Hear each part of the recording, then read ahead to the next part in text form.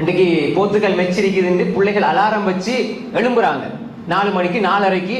ஏன் Portugal Ronaldo விளையாடுறாரு, Argentina Messi விளையாடுறாரு, நெய்மர் விளையாடுறார் பிரேசில். ஏன் டைம் வச்சு 2 மணிக்கு எழும்புற பிள்ளைகள் 3 மணிக்கு பெல் வச்சு எழும்பி டிவியில பாக்குறாங்க. அதே பிள்ளைகளுக்கு அந்த ரப்பை பார்க்க வேண்டும், அவனை சந்திக்க வேண்டும் என்ற எண்ணம் வரவில்லையே. சுபுக்கு எழுப்புனா எழும்ப இயலாத பிள்ளைகள் அலாரம் வச்சு எழும்பி அந்த விளையாட்டு வீரர்களை ரசிக்கிறார்கள் என்றால் ஏந்த உங்களோட பிள்ளைகளோட நிலைமை என்ன? இன்றைக்கு நடந்தே சொல்றேன், நேத்து முந்தானதுல இன்றைக்கு நடக்கிறேன் நான் சொல்றேன்.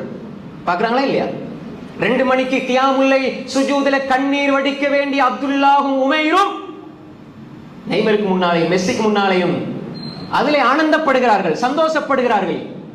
இது தப்பா தவறாங்கிறது 2வது விஷயம். ஆனால் சுபுஹ் இல்லை, தஹஜ்ஜுத் இல்லை, கியாமுல்லை இல்லை, நடுநிசியில் அல்லாஹ்விடம் ஒரு நாள் கண்ணால் கண்ணீர் வடித்து மன்றாடி கெஞ்சி கதறாத சிறு பிள்ளைகள் கண்கள் யாரோ ஒருவனுடைய தோல்விக்காக அழுகிறது. சகோதரர்களே, தோல்விக்காக அழுகிறது.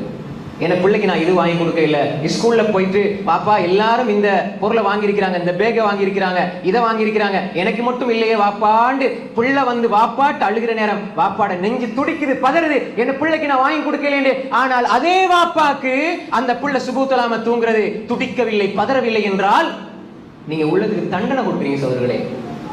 நீங்க உள்ளதுக்கு நிம்மதியை கொடுக்க இல்லை, உள்ளத்துக்கு தண்டனை கொடுக்கிறீர்கள். உங்கள் பிள்ளைகளின் மூலம் உங்கள் உள்ளத்துக்கு தண்டனை கொடுக்கிறீர்கள். உங்கள் மூலமாக உங்கள் உள்ளத்துக்கு நீங்க தண்டனை கொடுக்கிறீங்க. நான் சொன்ன பைத்தியார எடுத்து கத்தி எடுத்து கிழிக்கிற மாதிரி உள்ளத்தை கிழிக்கிறீங்க.